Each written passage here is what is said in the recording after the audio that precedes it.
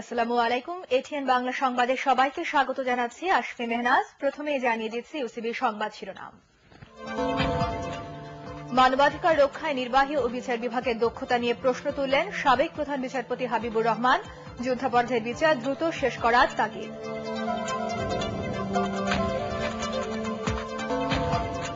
সংসদ বর্জন ও হরতালে গাড়ি পোড়ানো রাজনৈতিক অধিকার নয় বললেন সুরঞ্জিত সেনগুপ্ত। বিরোধী দলকে নির্মূল করতে সরকার নানা অপকৌশলে লিপ্ত বলল বিএনপি। খোলা সয়াবিন তেলের দাম কমেনি, নির্ধারিত দামে সরবরাহ করছে না আমদানিকারকরাও।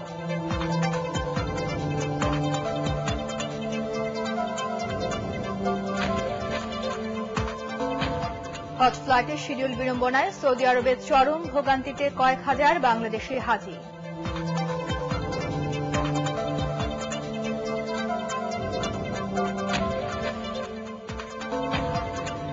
এবং কানকুন জলবায়ু সম্মেলনে চলছে শেষ মুহূর্তের দর কষাকষি। এখনো সুস্পষ্ট সিদ্ধান্ত না আসলেও অভিযোজন তহবিল গঠন নিয়ে আশাবাদী আয়োজকরা।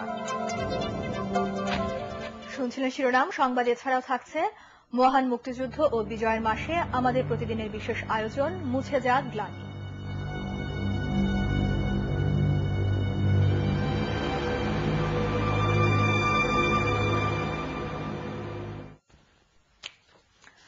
যাদের বিরুদ্ধে যুদ্ধাপরাধে সুনির্দিষ্ট অভিযোগ আছে তাদের বিচার দ্রুত শেষ করার তাগিদ দিয়েছেন সাবেক প্রধান উপদেষ্টা বিচারপতি হাবিবুর রহমান। বিশ্ব মানবাধিকার দিবস উপলক্ষে United Nations association of Bangladesh আয়োজিত আলোচনা সভায় তিনি মানবাধিকার রক্ষায় নির্বাহী ও বিচার বিভাগের দক্ষতা ও ক্ষমতা নিয়েও প্রশ্ন তোলেন। নূর সেলিনা শিউলিকে সাথে নিয়ে রিপোর্ট করছেন আলমগীর স্বপন। ক্রসফায়ারে হত্যা, পুলিশি নির্যাতন, রাজনৈতিক হয়রানি কিংবা বিচারের আশায় বছরের পর বছর আদালতে দাঁড়ে দাঁড়ে ঘোরা মানবাধিকার লঙ্ঘনের এই চিত্র ফি বছরের। এই ধরনের ঘটনা কি চলতে থাকবে? সাবেক প্রধান উপদেষ্টা বিচারপতি হাবিবুর রহমান এ প্রশ্ন তুলে বলেন, যারা মানবাধিকার রক্ষা করবে সেই নির্বাহী বিভাগ কিংবা বিচার বিভাগের এক্ষেত্রে দক্ষতা ও সক্ষমতার অভাব রয়েছে। এজন্য পয়সাওয়ালারাই সব সুবিধা ভোগ করে বলে মনে করেন তিনি। আমাদের যে নির্বাহী বিভাগ রয়েছে, আমাদের আইন শৃঙ্খলা বাহিনী রয়েছে, তা এত বড় দায়িত্ব পালন করার মতন তাদের ক্ষমতা নেই। যদি পকেটে পয়সা থাকে, উৎসাহ থাকে, তাহলে আপনি আদালতে যাবেন। আর আদালতে গেলে আদালতের বিলম্ব কাটিয়ে কখন আপনার রিট মানে রুল অ্যাবসলিউট হবে এই ভগবান জানে আর কি। তবে এসবের আগে যে বিষয়টি জরুরি তা হল ৭১-এর মানবতা বিরোধী অপরাধের বিচার হওয়া। এ নিয়ে আক্ষেপ করে বিচারপতি হাবিবুর রহমান বলেন, এক্ষেত্রে আর দেরি করা উচিত নয়। এখন আমরা শাস্তি দেওয়ার জন্যে একেবারে দাঁত ভাঙা প্রমাণ যতক্ষণ না আমরা হাতে পাবো ততক্ষণ পর্যন্ত আমরা বিচার চালিয়ে যাব। এইভাবে বিলম্ব করা ঠিক। আমরা বিচার করি, তাতে যদি খালাস হয় খালাস হয়ে যায়। আমরা একটা সৎকার করলাম একটা জিনিস, আর ৪০ বছর ধরে একটা লাশ পড়ে আছে, সে লাশটার আমরা একটা সৎকার করতে চাই। মানবাধিকার রক্ষায় পাশ্চাত্যের দেশগুলোর মোড়লিপনা নিয়েও প্রশ্ন তুলেন সাবেক এই প্রধান উপদেষ্টা। তিনি বলেন, মিথ্যার বেশাতি করে যুদ্ধের নামে তারা পৃথিবীকে তছনছ করে দিচ্ছে। আলমগীর স্বপন, এটিএন বাংলা, ঢাকা। এদিকে গত সরকারের তুলনায় দেশে মানবাধিকার পরিস্থিতির উন্নতি হয়েছে বলে দাবি করেছেন আওয়ামী লীগের উপদেষ্টা সুরঞ্জিত সেনগুপ্ত। তবে বিরোধী দলের লাগাতার সংসদ বর্জন এবং হরতালের নামে গাড়ি পোড়ানো কোনোভাবেই রাজনৈতিক অধিকার বা মানবাধিকারের মধ্যে পড়ে না বলে মন্তব্য করেন তিনি। বিরোধী দলকে সংসদে এসে কথা বলার আহ্বান জানিয়ে সুরঞ্জিত বলেন, কথা বলার সুযোগ দেওয়া না হলে তিনি প্রতিবাদ করবেন। দেখুন মাহফুজ মিশুর রিপোর্ট। সারা বিশ্বের মতো বাংলাদেশেও নানা আয়োজনে পালিত হচ্ছে আন্তর্জাতিক মানবাধিকার দিবস। এসব অনুষ্ঠানে অংশ নিয়ে মানবাধিকার কর্মীরা বলছেন, চিহ্নিত যুদ্ধাপরাধীদের বিচার বাস্তবায়ন করতে না পারলে মানবাধিকার প্রতিষ্ঠিত হবে না। একই সাথে বিচার বহির্ভূত হত্যা বন্ধ ও ইফটিজিং এর মতো সামাজিক সংকট মোকাবেলায় সরকারকে আরও সচেষ্ট হওয়ার দাবি জানান তারা। তবে মানবাধিকার দিবসের এই আলোচনায় অংশ নিয়ে সুরঞ্জিত সেনগুপ্ত বলেন, যুদ্ধাপরাধীদের বিচার শুরু ও কার্যকর মানবাধিকার কমিশন গঠন হওয়ায় পরিস্থিতির উন্নতি হয়েছে। একই সাথে বিচার বহির্ভূত হত্যাকাণ্ডও উল্লেখযোগ্যভাবে কমেছে বলে তার দাবি। আমাদের দেশে জাতীয় আন্তর্জাতিকভাবে মানবাধিকার অবস্থা বিগত ২ সরকারের আমল থেকে অনেক বেশি উজ্জ্বল, স্পষ্ট। তবে মানবাধিকার প্রতিষ্ঠায় অর্পিত সম্পত্তি আইন বাতিল ও পার্বত্য শান্তি চুক্তি পুরোপুরি বাস্তবায়নের তাগিদ দেন তিনি।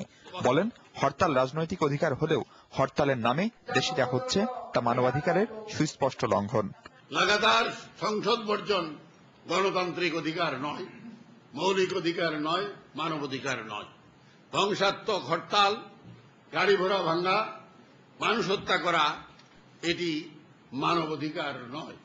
আপনাদের সমস্ত কথা এসে পার্লামেন্টে বলেন, যদি আপনাকে কথা বলতে না দেওয়া হয়, আমি সুরঞ্জিত সেনগুপ্ত, মহিউদ্দিন আলমগীর সাহেবের পাশে আছেন, আমরাও এই পার্লামেন্টের সদস্য, আপনাদের কথা বলার অধিকারদেরকে যদি না দেওয়া হয় তার প্রতিবাদ আমরা পার্লামেন্টে থেকেই করব। অনুষ্ঠানে অন্যান্য বক্তারা চিহ্নিত যুদ্ধাপরাধী গোলাম আজম ও সালাউদ্দিন কাদের চৌধুরীকে অবিলম্বে গ্রেপ্তারের দাবি জানান।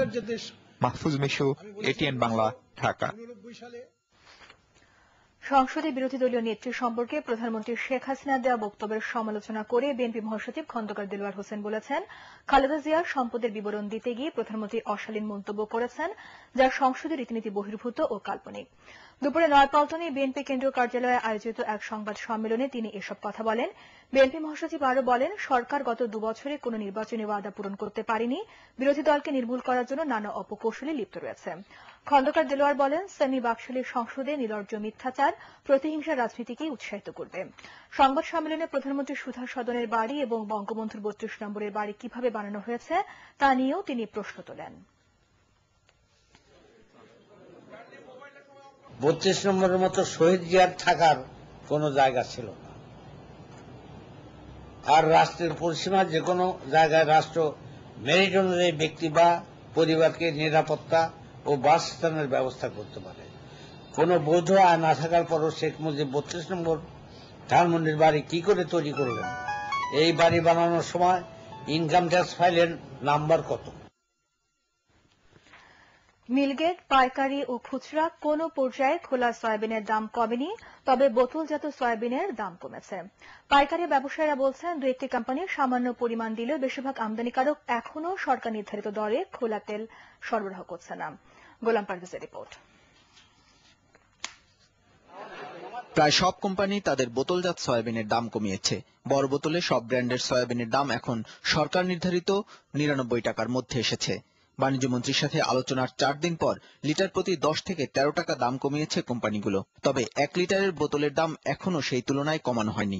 সরকার যেটা 99 টাকা লিটারে, তো হিসাবে 1 লিটার তেলের রেট একটু বেশি পড়ে। আর অন্যান্য কোম্পানি সবাই মোটামুটি সবাই কমাইছে, পুষ্টি কমাইছে, রূপচন্দা কমাইছে, দাদা কোম্পানি কমাইছে, সবাই রেট কমাইছে মোটামুটি। কোম্পানিগুলো খোলা সয়াবিনের দাম একটুও কমায়নি। রোববার বৈঠকের দিন মিলগেটে যে দর ছিল, বৃহস্পতিবারও সেই একই দাম নেওয়া হয়েছে। তাই পাইকারি বাজারে প্রতি লিটার খোলা সয়াবিন 86 টাকায় বিক্রি হয়েছে, যদিও ঢাকায় খুচরা দর নির্ধারিত হয়েছিল 86 টাকা। 83 টাকা মিলগেট থেকে বের হয়ে আসবে পাইকারি বাজারে। পাইকারি বাজারে মিনিমাম লাভ করে খুচরা বাজারে দেওয়ার পরে সেটা 86 টাকা বিক্রি হতে পারে। 88 টাকা যে মালটা মিলার আগে বিক্রি করেছে পাইকারি বাজারে, সেটা খুচরা পর্যায়ে যে বেশি দাম বিক্রি হচ্ছিল, কেউ 1 টাকা বেশি বেশি, কেউ কম, সেটা আলাদা বাজারে যাদের ইচ্ছা মতো শেষে বিক্রি করছে। পাইকারি ব্যবসায়ীদের কাছে উচ্চ মূল্যে মাল বিক্রি করে তাদের টাকা তারা ক্যাশ করে নিয়ে গেছে। সরকার রেট নির্ধারণ করার পরে আপনার আমাদের জানা মতে মিল পর্যাপ্ত মাল বিক্রি করেনি।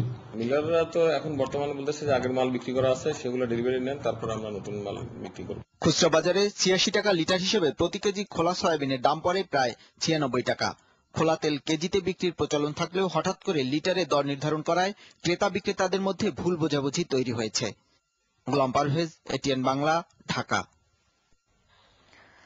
ফিরতি হজ ফ্লাইটে শিডিউল বিড়ম্বনায় সৌদি আরবে চরম ভোগান্তিতে পড়েছেন হাজার হাজার বাংলাদেশি হাজি। কোন কোন হাজিকে দেশে ফেরার জন্য 36 ঘন্টা পর্যন্ত জেদ্দা বিমানবন্দরে অপেক্ষা করতে হচ্ছে। বয়স্কদের অনেকেই অসুস্থ হয়ে পড়ছেন। ব্যালটি হাজিদের হজ ফ্লাইট শেষ হলেও নন ব্যালটিরা 21 ডিসেম্বর পর্যন্ত ফিরতি ফ্লাইট পাবেন বলে জানিয়েছে বিমান কর্তৃপক্ষ। রিপোর্ট কেরামতুল্লাহ বিপ্লবের। সৌদি আরবের মক্কা মিনায় হজের আনুষ্ঠানিকতা শেষ হয়েছে 18 নভেম্বর। আশেপাশের দেশগুলোর হাজিরা ওই দিন থেকেই দেশে ফেরা শুরু করলেও বাংলাদেশি হাজিদের ফিরতি হজ ফ্লাইট শুরু হয়েছে এর 3 দিন পর। এবার রেকর্ড সংখ্যক 91,000 বাংলাদেশি হজ করতে যাওয়ায় বিমানের ফিরতি ফ্লাইট শুরু থেকেই জটে পড়েছে। প্রথম দিনেই জাতীয় পতাকাবাহী বিমানের ফিরতি ফ্লাইট ছেড়েছে 18 ঘন্টা বিলম্বে। এই যে ডিলে হচ্ছে, এই ডিলে আমাদের হজ ব্যবস্থাপনাকে একটা বিপদের সম্মুখীনে ফেলাবে। আমাদের দুইজন যে অফিসার দেওয়া হয়েছে এরা হলো কার্গো অফিসার, এরা কিভাবে আমাদের এই রিজার্ভেশন সম্বন্ধে তারা কথা বলবে? এমনিতেই অন্যান্য দেশের তুলনায় বয়স্ক প্রবীণ বাংলাদেশি হাজিরা সংখ্যায় বেশি হওয়ায় হজের আগে পরে নানা হয়রানিতে কাহিল তাদের অবস্থা। মক্কা মদিনায় বাংলাদেশি হাজিদের অনেকেই প্রতিদিন 8 থেকে 10 কিলোমিটার পর্যন্ত হেঁটেছেন।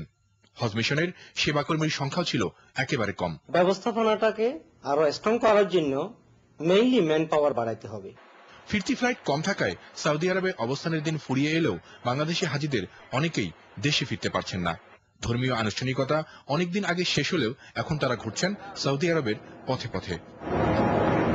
এদিকে দেশে ফিরেও ঢাকার শাহজালাল বিমানবন্দরে হয়রানির মুখে পড়ছেন বাংলাদেশি হাজিরা। বিমান থেকে নেমে ব্যাগপত্তর পেতে তাদের ঘন্টার পর ঘন্টা দাঁড়িয়ে থাকতে হচ্ছে বিমানবন্দরের কনভেয়ার বেল্টের সামনে। কেরামতুল্লাহ বিপ্লব, এটিএন বাংলা, ঢাকা। এবার কানকুন জলবায়ু সম্মেলনের খবর।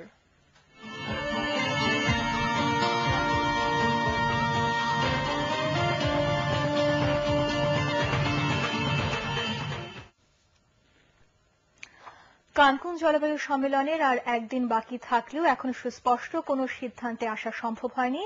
চলছে শেষ মুহূর্তের দর কষাকষি। জলবায়ুর বিরূপ প্রভাবে বাংলাদেশ সহ ক্ষতিগ্রস্ত দেশগুলো বৈশ্বিক উষ্ণতা কমানো ও অভিযোজন তহবিল গঠনের দাবিতে চালাচ্ছে জোর তৎপরতা।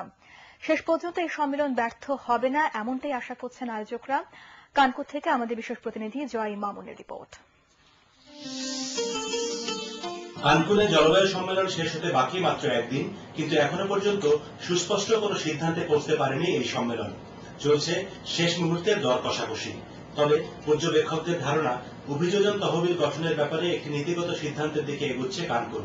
আর সেক্ষেত্রে বাংলাদেশ ওই তহবিল থেকে একটা ভালো অংশ পাবে, যদিও বৈশ্বিক উষ্ণায়ন কমাতে উন্নত এবং উন্নয়নশীল দেশগুলো এখনো কোনো সিদ্ধান্তে পৌঁছতে পারেনি। ব্যালেন্স ডিস্ট্রিবিউশনটা ডিফাইন করা হচ্ছে, অর্ধেক হবে অ্যাডাপ্টেশনে, অর্ধেক হবে মিটিগেশনে, সেটা হয়তো অ্যাকসেপ্টেড হয়ে যাবে। শেষ কথা হচ্ছে যে এর পরে কি হবে, এরপরে যে $100 বিলিয়ন আসবে, এটা কি তাড়াতাড়ি খরচ করা যাবে বা পদ্ধতি, সেই জন্য একটা কমিটি করে দেওয়া হবে, যে কমিটি এটা আলোচনা করবে। যেটা মূল কথা, আইনত সিদ্ধ সবাই মিলে কত কমাবে সেই আলোচনাটা তীব্রতার ধারায় এগোচ্ছে না। গত দুদিন মধ্যরাত পর্যন্ত চলেছে অভিযোজন এবং কার্বন নিঃসরণ হ্রাস নিয়ে দর কষাকষি। বাংলাদেশ সহ স্বল্পোন্নত দেশগুলো এ ব্যাপারে জোরালো বক্তব্য রাখলেও চীন, ভারত, ব্রাজিল সহ উন্নয়নশীল দেশগুলো এর সবচেয়ে বেশি বিরোধিতা করছে।